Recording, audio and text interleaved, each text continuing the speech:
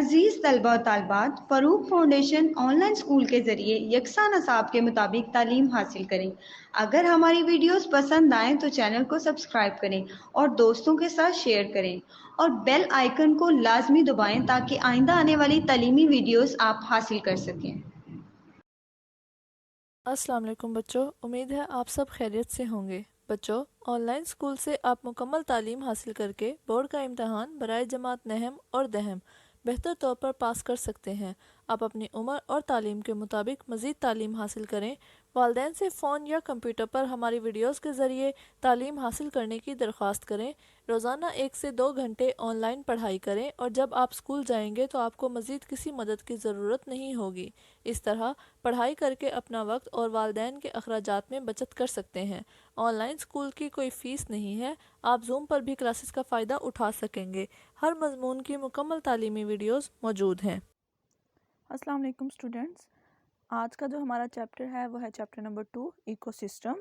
Ecosystem में हम किस चीज़ की स्टडी करेंगे, किस बारे में पढ़ेंगे? हम लोग पढ़ेंगे कि और the living organisms affected by non living things. क्या जो लिविंग ऑर्गेनिजम्स होते हैं वो नॉन लिविंग थिंग्स से अफेक्ट होते हैं, असर होता है उन पे या नहीं होता? और हम लोग क्या पढ़ेंगे? Are the seeds living thing? क्या जो हमारे पास बीज होते हैं वो लिविंग होते हैं या फिर नॉन लिविंग होते हैं? और हम लोग क्या पढ़ेंगे?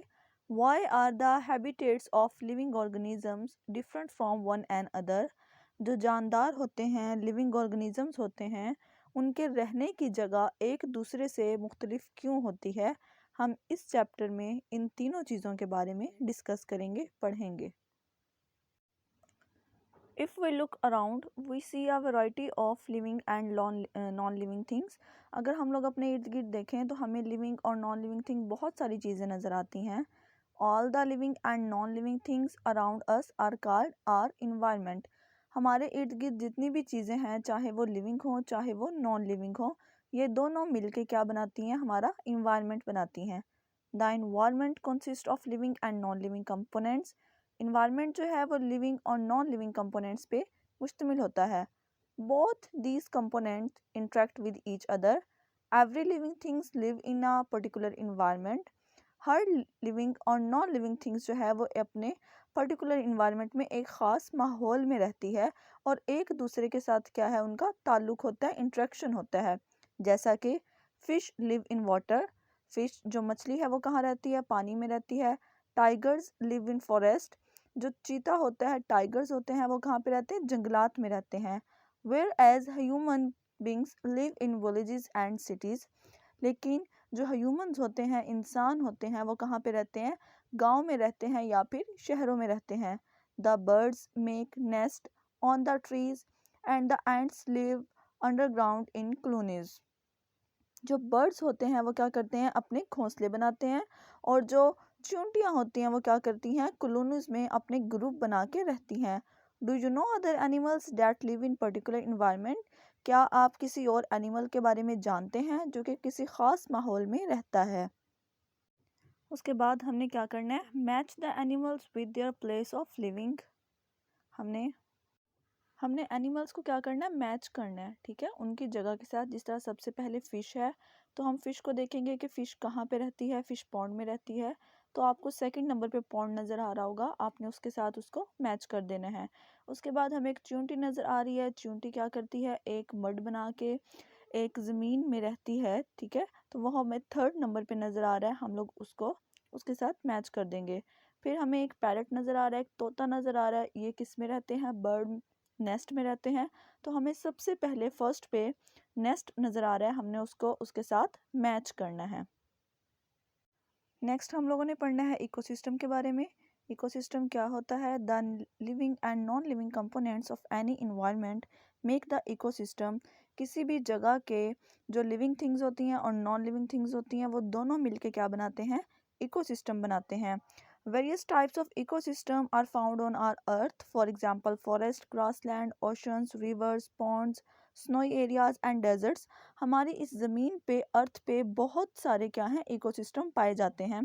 जैसे कि जंगलात हैं, ग्रासलैंड जहाँ पे घास पाई जाती है, ओशन समंदर, रिवर्स दरिया, पॉन्ड्स, तालाब, स्नोई एरियाज जहाँ पे बर्फ़ बहुत ज़्यादा पड़ती है, और डेजर्ट्स जहाँ पे सिर्फ रेत पाई जाती है। नेक्स्ट है फॉर योर इन्फॉर्मेशन, आपकी मालूमात के लिए, the largest desert of the world is Sahara which is located in the continent Africa. दुनिया का सबसे बड़ा जो डेजर्ट है, सहरा है, उसका नाम सहारा है, जो कि अफ्रीका में पाया जाता है। The desert located in Mianwali and Bhakkar in Pakistan called Thal. Pakistan में जो डेजर्ट मियावाली में और भक्कर में पाया जाता है उसका नाम थल है।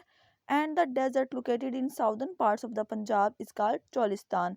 और जो साउदर्न पार्ट्स में पंजाब के पाया जाता है उसको हम लोग क्या बोलते हैं, उसको चोलिस्तान कहते हैं। The desert located in Sindh is called Thar. और जो डेजर्ट जो सहरा सिंध में पाया जाता है उसको हम लोग थर कहते हैं। नेक्स्ट पेज पे आपको दिखाया गया है कि पाकिस्तान में जो स्नो रीजन्स हैं या वर्ल्ड में वो किस तरह के दिखते हैं। ग्रासलैंड कैसे दिखते हैं, ग्रासलैंड में आपको नज़र आ रहा होगा घास नज़र आ रही है, डेजर्ट में आपको रेत नज़र आ रही है, पॉन्ड्स में क्या है, डिफरेंट किस्म के प्लांट्स वगैरह जो हैं वो भी पाए जाते हैं, ओशंस में क्या होते हैं, फ़िश होती हैं, ठीक है, प्लांट्स भी होते हैं, और भी बहुत सारे जो ओशन एनिमल्स जो हैं वो ओशन में पाए जाते हैं। और फॉरेस्ट में क्या होते हैं, फॉरेस्ट को जंगल बोलते हैं, उसके अंदर दरख्त भी होते हैं, उसके अंदर फॉरेस्ट में बहुत सारे एनिमल्स भी पाए जाते हैं। नेक्स्ट हमारे पास है कंपोनेंट्स ऑफ इकोसिस्टम। इकोसिस्टम के कितने कंपोनेंट्स हैं, तो इकोसिस्टम के हमारे पास बेटा दो कंपोनेंट्स होते हैं, एबायोटिक कंपोनेंट्स और बायोटिक कंपोनेंट्स। अब हम लोग देखते हैं कि इन दोनों में फ़र्क क्या है। The non living components of an ecosystem are called abiotic components. एक इन्वायरमेंट के, एक इकोसिस्टम के जो नॉन लिविंग कंपोनेंट्स होते हैं वो कौन से होते हैं, जैसे कि air, water, light and soil, ये सारी चीज़ें जो मिलके बनाती हैं उसको हम लोग एबायोटिक कंपोनेंट्स बोलते हैं। और बायोटिक कंपोनेंट्स कौन से होते हैं, जिनके अंदर लिविंग थिंग्स आती हैं, लिविंग ऑर्गेनिजम्स आती हैं, जैसे कि प्रोड्यूसर्स, कंज्यूमर्स एंड डिकम्पोजर्स। अब हम लोग पढ़ते हैं कि प्रोड्यूसर्स क्या है।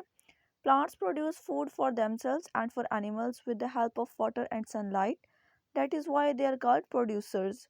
प्लांट्स जो हैं वो पानी की मदद से, सूरज की रोशनी की मदद से और ज़मीन की मदद से खुराक तैयार करते हैं, इसलिए हम उनको प्रोड्यूसर्स बोलते हैं। All the plants like herbs, climbers, shrubs and trees are producers. जितने भी तरह के, जिस तरह के भी प्लांट्स होते हैं, चाहे चाहे वो हमारे पास फ्रूट्स हैं, चाहे जो है हमारे पास वेजिटेबल्स हैं, ये सारी क्या हैं, हमारे पास प्रोड्यूसर्स हैं। aquatic plants for example lotus and algae are also producers। और जो प्लांट्स पानी के अंदर पाए जाते हैं वो भी क्या होते हैं, प्रोड्यूसर्स होते हैं, और वो अपनी खुराक खुद तैयार करते हैं। These are a major source of food for the aquatic animals. और ये क्या होते हैं, एक ज़रिया होते हैं कि जो एनिमल्स जो हैं पानी में पाए जाते हैं उनके लिए फूड का। नेक्स्ट हमारे पास है कंज्यूमर। कंज्यूमर क्या होते हैं, the living things which obtain food from other living things are called consumer. ऐसे जानदार जो खुराक के लिए किसी दूसरे जानदार पे क्या करते हैं, इन्हसार करते हैं, उससे अपनी खुराक लेते हैं, वो कंज्यूमर होते हैं। दे can not make their own food, वो अपनी खुराक खुद तैयार नहीं कर सकते। दे डिपेंड ऑन प्लांट्स और plant eating animals for their food. वो क्या करते हैं, या तो प्लांट्स को खाते हैं या फिर जो एनिमल्स प्लांट्स को खाते हैं उन पे क्या करते हैं, उनका गोश्त लेके, उनका मीट लेके अपनी खुराक तैयार करते हैं। All the animals and humans are consumer. जितने भी एनिमल्स हैं और ह्यूमंस, इवन के इंसान भी क्या है, कंज्यूमर है। इंसान भी अपनी खुराक खुद तैयार नहीं कर सकता, बल्कि वो क्या करता है, या तो प्लांट से लेता है या फिर एनिमल से लेता है। उसके बाद नेक्स्ट हमारे पास है decomposers. The living things which break down the dead bodies of plants and animals into simple particles and obtain their food from these are called decomposers. ऐसे पार्टिकल्स, छोटे छोटे या ऐसे लिविंग थिंग्स जो कि खुराक को क्या करती हैं, दो हिस्सों में या काफ़ी सारे हिस्सों में क्या कर देती हैं, तकसीम कर देती हैं, वो हमारे पास क्या होते हैं, डिकम्पोजर्स होते हैं। और डिकम्पोजर्स कहाँ होते हैं, ज़्यादातर ज़मीन पे भी होते हैं, हमारे इन्वायरमेंट पे भी हर जगह पाए जाते हैं। Some bacteria and many fungi are the main decomposers. बहुत सारे बैक्टीरिया और फंजाई हमारे पास क्या हैं, डिकम्पोजर्स हैं। नेक्स्ट हमारे पास है इंटरेस्टिंग इन्फॉर्मेशन, दिलचस्प मालूमात। वो क्या है, corals are a part of beautiful ecosystem under the sea. समंदर के अंदर कोरल्स जो हैं वो एक ब्यूटीफुल पार्ट हैं, वो कलरफुल्स होते हैं, ठीक है, मुख्तलिफ कलर्स में होते हैं। और वो क्या करते हैं, corals usually live in the form of a colony, ये कॉलोनी के फॉर्म में रहते हैं, एक से ज़्यादा इकट्ठे होकर रहते हैं, which is called coral reef, जिसको हम लोग कोरल रीफ बोलते हैं। They are also called rain forest, इनको रेन फॉरेस्ट बोला जाता है। They look like stones but actually are animals, ये क्या लगते हैं, ऐसे लगता है जैसे छोटे छोटे खूबसूरत पत्थर हैं, लेकिन ये वो पत्थर नहीं होते बल्कि ये क्या होते हैं, एनिमल्स होते हैं। नेक्स्ट हम लोग पढ़ते हैं balanced ecosystem. The sun is the main source of energy in an ecosystem. Sun जो है, सूरज जो है, वो इकोसिस्टम में एक मेन जरिया है, एक सबसे अहम जरिया है किस चीज़ का, एनर्जी का। The plants make food with the help of sunlight, carbon dioxide and water. Plants जो हैं वो सूरज की रोशनी से, कार्बन डाइऑक्साइड की मदद से, ठीक है, और वाटर की मदद से अपनी खुराक तैयार करते हैं। दे absorb produce oxygen in this process, this oxygen is used by animals for respiration. During respiration, animals produce carbon dioxide which is used by plants to make food. जब एक पौधा जो है बड़ा हो रहा होता है तो वो क्या करता है, तो वो ऑक्सीजन को रिलीज करता है और कार्बन डाइऑक्साइड को इन्वायरमेंट से ले रहा होता है। और जो ऑक्सीजन पौधे हमें दे रहे हैं, इन्वायरमेंट को दे रहे हैं, हम लोग क्या करते हैं, उस ऑक्सीजन को यूज़ करते हैं सांस लेने में, और कार्बन डाइऑक्साइड हम लोग क्या करते हैं, निकालते हैं, ठीक है। और वो कार्बन डाइऑक्साइड कौन यूज़ कर लेता है, प्लांट्स यूज़ कर लेते हैं। All the living things are essential for one another, जितनी भी लिविंग थिंग्स हैं सब एक दूसरे के लिए हैं, इसेंशियल हैं, अहम हैं। They effect the lives of one another, ये एक दूसरे की ज़िंदगी पर असर रखते हैं। सम एनिमल्स बेनिफिट्स और हार्म वन अनदर, कुछ एनिमल्स जो हैं वो एक दूसरे को नुकसान भी पहुंचाते हैं। नेक्स्ट हमारे पास है food chain. To obtain food living things depend on one another, खुराक हासिल करने के लिए लिविंग थिंग्स जो है वो एक दूसरे पे क्या करती हैं, इन्हसार करती हैं, डिपेंड्स करती हैं। Plant make food with the help of sunlight and water. The animals which eat plant are called herbivores. Rabbit, goat, deer and cow are examples of herbivores. ऐसे animals जो कि plants को खाते हैं उनको हम लोग herbivores कहते हैं। The animals which eat other animals are called carnivores. और जो animals दूसरे animals को खा जाते हैं उनको हम लोग carnivores बोलते हैं, जैसे कि lion है, tiger है, crocodile है and shark। ये सारी किसकी example है हमारे पास, carnivores की। नेक्स्ट हमारे पास क्या है, the animals which eat both plants and animals are called omnivores, for example man, bear, birds and crow. ऐसे जानदार या ऐसे एनिमल्स जो कि प्लांट्स और एनिमल्स दोनों को खाते हैं उनको हम लोग क्या बोलते हैं, omnivores। और उनकी एग्जांपल में इंसान भी है, क्योंकि इंसान प्लांट्स को भी खाता है और एनिमल्स को भी खाता है। अब आपकी असाइनमेंट क्या है कि आपने ये जो कार्निवर्स, omnivores और herbivores को एक सर्कल में लिखा हुआ है, आपने इन सब के नेम जो है वो बताने हैं।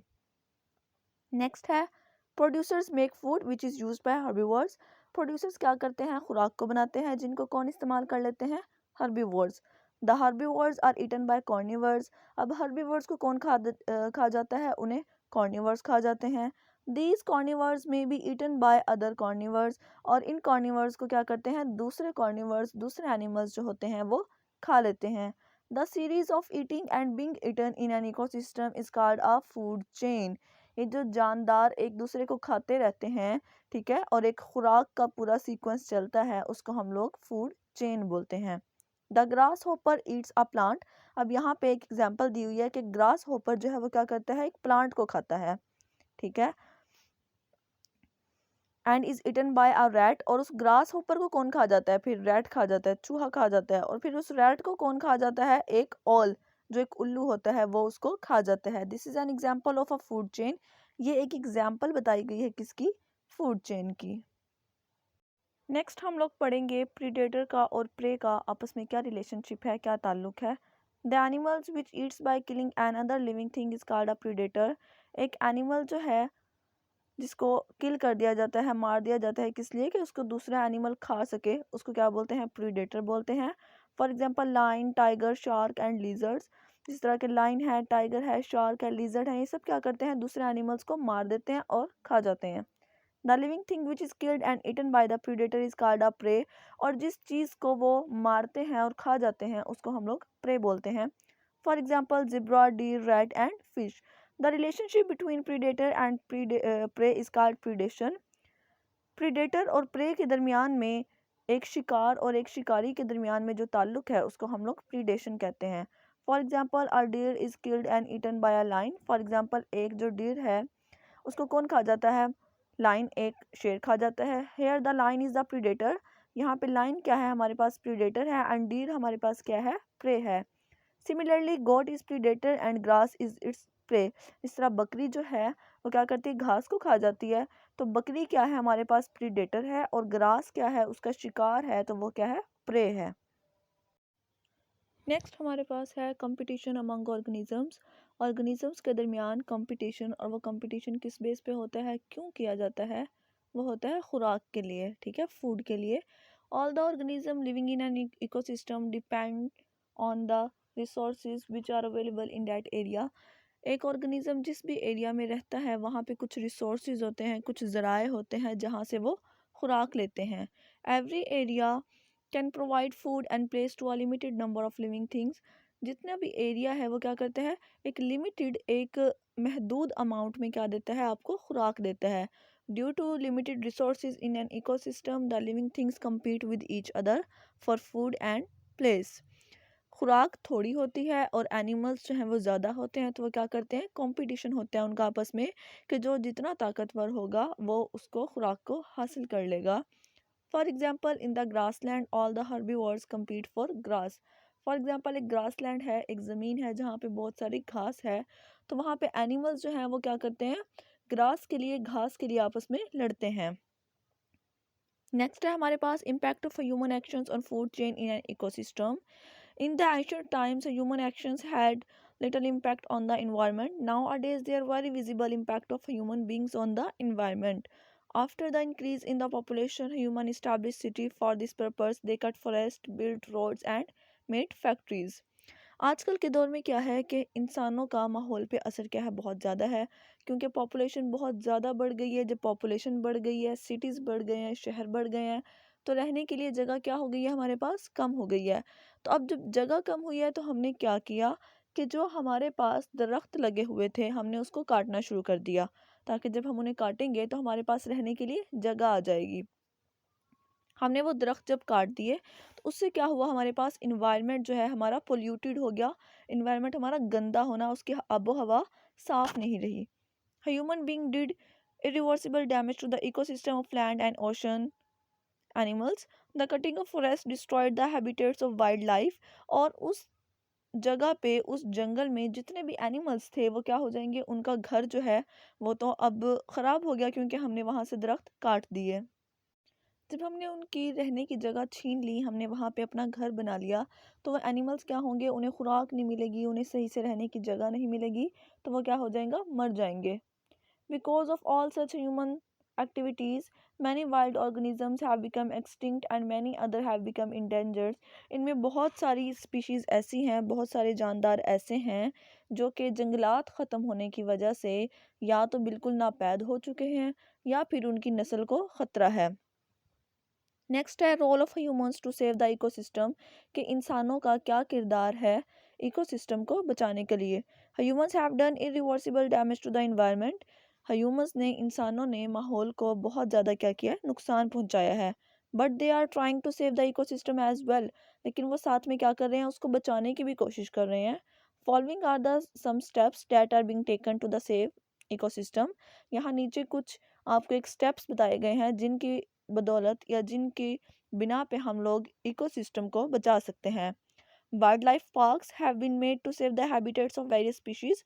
वाइल्ड लाइफ पार्क बना दिए गए हैं जहाँ पे क्या है? सिर्फ एनिमल्स रहते हैं।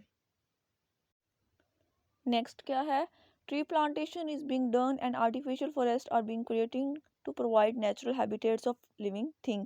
अब हम लोगों ने जो दरख्त काटे थे, तो अब हम क्या हैं? दरख्त लगा भी रहे हैं ताकि जो एनिमल्स हैं और जो हमारा माहौल है वो क्या रहे? साफ रहे। Awareness is being creating to save the environment and habitats of living thing. हम लोग आगाही फैला रहे हैं। किस चीज़ की आगाही फैला रहे हैं? कि हम लोगों ने दरख्तों को कम काटना है और अपने एनवायरनमेंट को बचाना है। Ecosystem. Ecosystem. This is the chapter number 2 of class 4 science. Now I will tell you about define environment. The first question is define environment. All the living and non-living things around us are called our environment.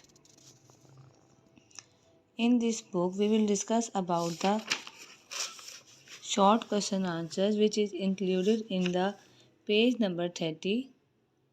These are the short questions from the book of class 4 science. First question is define environment. What is the answer? All the living and non-living things around us are called our environment. This is the answer. All the living and non-living things around us are called our environment. Question number 2. Write the names of 3 biotic components of an ecosystem. Write the names of 3 biotic components of an ecosystem. Following are the biotic components of an ecosystem. Biotic means वो वाले components जो कि living है उन्हें हम कहते हैं biotic components. Following are इसका आंसर क्या है students? Following are the biotic components of an ecosystem. कौन कौन से बायोटिक का क्या मीनिंग है? Living component. Number 1 is the producer, number 2 is the consumer and number 3 is the decomposers. This is the question number 2 of the book, page number 30. These questions are in the page number 30. All these questions are chapter number 2, ecosystem. Now what is the question number 3? Look at the question. Write the names of 3 abiotic components of an ecosystem. Abiotic components means non-living components of an ecosystem. Following are abiotic components of components का spelling check करें COMPONENTS of an ecosystem. First क्या है? वो वाले component जो कि non living है उनके बारे में हम बताएंगे. फर्स्ट क्या है बेटा? Temperature. Second air. Third is the water. अब क्वेश्चन नंबर 4 जो है वो क्या है? Draw a simple food chain. एक सिंपल से फूड चेन बतानी है. तो फूड चेन बेसिकली क्या होती है कि इसमें फूड ईटन बाय एनिमल, ठीक है, वो वाला फूड जो कोई एनिमल खाता है, ठीक है, और जिसको खाया जाता है उसको हम कहते हैं एक simple food chain. First of all देखें, start from the producer. Food chain कहाँ से शुरू होती है? प्लांट से. प्लांट को किसने ईट किया? ग्रास ऊपर ने. फिर ग्रास ऊपर को किसने ईट किया? रैट ने. और फिर रैट के पास जो एरो जाएगा वो कहाँ पे जाएगा? आउल पे. ठीक है, तो फूड चेन जो स्टार्ट हो रही है वो होती है प्लांट से. ठीक है, प्लांट इज अ प्रोड्यूसर. अब बच्चों आप पूछोगे प्रोड्यूसर क्या है? Producer is the thing which can produce their own food. Now I will tell you about the question number 5.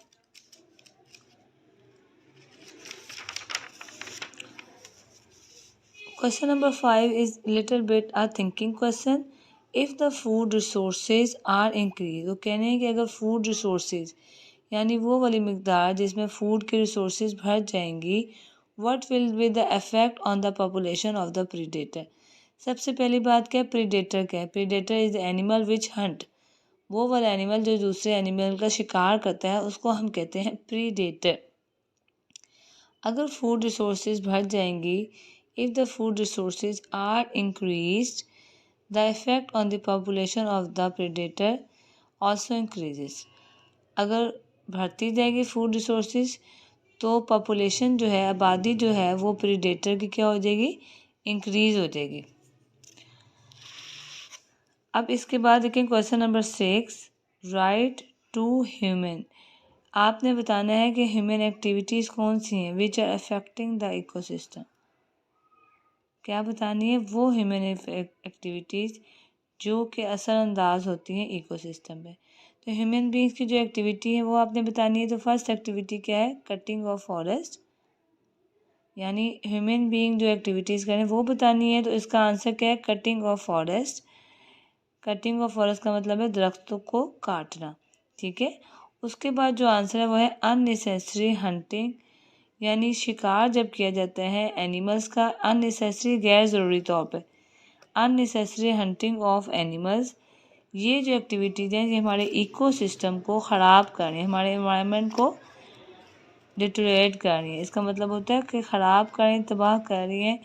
Cutting of forest, unnecessary hunting of animals. This is the answer of question number 6. Now I will tell you about what are the answers of the MCQs. Students, all of you open the book, page number 29. This is the exercise. Take the correct answer. What is an ecosystem? Ecosystem क्या है? System of non-living thing is an environment. क्या वो non-living thing है? Area having a group of living and dead things? No. System of living things in an environment? No. तो इसका correct answer क्या है students? D option, collection of abiotic and biotic components in an area. इसका correct answer क्या है? Collection यानी मजमुआ abiotic और बायोटिक कंपोनेंट्स का। Abiotic means non living, biotic means living. Number 2 पे देखिए बेटा, ऑल द बायोटिक कंपोनेंट्स, तमाम बायोटिक कंपोनेंट्स आर एनिमल्स। क्या वो एनिमल्स होते हैं? क्या वो प्रोड्यूसर्स हैं? B producer, C living things, non living things. तो इसका करेक्ट आंसर क्या है? जो तमाम बायोटिक कंपोनेंट्स क्या होते हैं? Living things. लिविंग थिंग्स का क्या मतलब बेटा? जानदार। और ये एक्सरसाइज जो हम बात कर रहे हैं ये है इकोसिस्टम की, जो कि है chapter number 2। Now I will tell you about the third MCQs. Food chain. अब यहाँ पे जो उन्होंने बताया है food chain, food chain begins at a producer, food chain begins at a consumer, begins at a decomposer and at a producer. तो इसका correct answer क्या है कि हमेशा जो है वो फूड चेन स्टार्ट होती है एट अ प्रोड्यूसर। नंबर 4 पे देखिए, for the conservation of the ecosystem forest are being cut, roads are being build, tree plantation is being done, factories are being installed. अब इकोसिस्टम को महफूज करने के लिए क्या फॉरेस्ट को काटा जाएगा? नहीं। क्या रोड्स बनाई जाएंगी? नहीं। हमें क्या करना है? इकोसिस्टम को सेव करने के लिए tree plantation is being done. तो इसमें करेक्ट आंसर क्या हुआ? Tree plantation is being done. ज़्यादा से ज़्यादा प्लांटेशन करनी है ट्रीज़ की, ताकि हमारा जो इकोसिस्टम है वो महफूज रहे, कंजर्व रहे। उसके बाद स्टूडेंट्स बेटा 5 MCQs। To control the population of insects. जब हमने इंसेक्ट्स की पॉपुलेशन को कंट्रोल करना है तो हम इंसेक्टिसाइड यूज़ करेंगे। इंसेक्टिसाइड वो मेडिसिन होती हैं जिससे इंसेक्ट्स किल हो जाते हैं, are use. Then the population of birds will. अब क्या होता है बच्चों, जब जैसे जैसे इंसेक्ट्स की पॉपुलेशन बढ़ती जाएगी तो हम इंसेक्टिसाइड यूज़ करेंगे। Insecticide are those medicine which kill the insects. अब अगर वो मेडिसिन बर्ड्स को अफेक्ट करेंगी, कैसे? क्योंकि जब बर्ड्स उन ऐसी जगह पे आएंगे जहाँ पे उन्होंने इंसेक्ट्स को ईट करना है, तो उससे क्या होगा? बर्ड्स, क्योंकि वो मेडिसिन से उनका पॉपुलेशन जो है बर्ड्स की वो क्या हो जाएगी? डिक्रीज़। क्या बर्ड्स की पॉपुलेशन इंक्रीज़ होगी? क्या वो डिक्रीज़ होगी? या decrease first then will increase, increase first then will decrease. तो पॉपुलेशन ऑफ बर्ड्स क्या हो जाएगी? वो डिक्रीज़ होती जाएगी, क्योंकि इंसेक्टिसाइड एक ऐसी मेडिसिन हैं जिससे इंसेक्ट्स को किल किया जाता है। तो जब वो इंसेक्ट्स बढ़ते जाएंगे तो पॉपुलेशन ऑफ बर्ड्स क्या हो जाएगी? कम हो जाएगी। एज यू नो बेटा, ये है कंस्ट्रक्टेड रिस्पॉन्स क्वेश्चन, यानी आप बताओगे कि रिलेशनशिप क्या है। ये वाले क्वेश्चन जो हैं ये आपको रिटन फॉर्म में मैंने आपको गाइड किए हैं। अब उसके बाद जो ये थिंकिंग क्वेश्चन है, what is the relationship between biodiversity. वो कह रहे हैं कि बायोडाइवर्सिटी का क्या ताल्लुक है एंड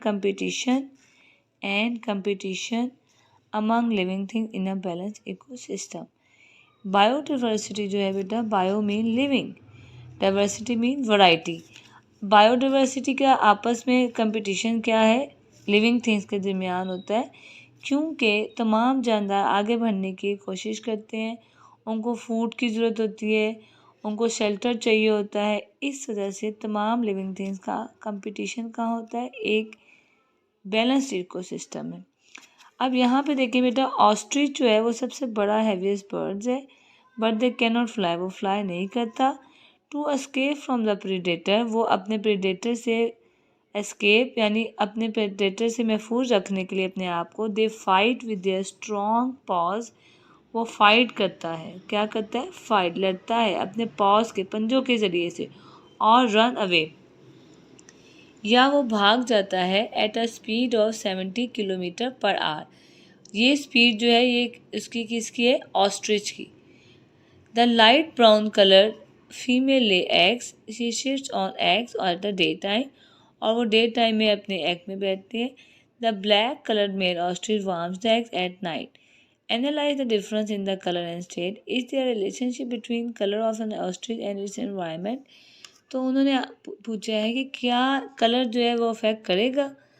जी बच्चों, ये इफ़ेक्ट इस वजह से करेगा क्योंकि अगर इनका एनवायरनमेंट जो है ये अपने एनवायरनमेंट के मुताबिक देखें, ये इनके स्ट्रॉन्ग पॉज है जिसकी वजह से वो रनिंग करते हैं और 70 किलोमीटर पर आवर से वो रनिंग करते हैं। ठीक है, तो इसका इफेक्ट यहाँ होगा, इस रिलेशनशिप आपस में क्या है कि ऑस्ट्रिच जो है अपने एनवायरनमेंट के मुताबिक अपने पॉज को और अपनी स्पीड को फॉलो करते हैं और अपने प्रेडेटर से महफूज रहते हैं। अब स्टूडेंट्स बेटा, ये आप एक प्रोजेक्ट है जो कि आप अपनी अवेलेबिलिटी के लिहाज से बना सकते हैं। Make a model of ecosystem, आपने एक मॉडल बनाना है, ये जो कि पेज नंबर 31 में उन्होंने आपको एक पिक्चर भी दी है, using abiotic and biotic components of the ecosystem.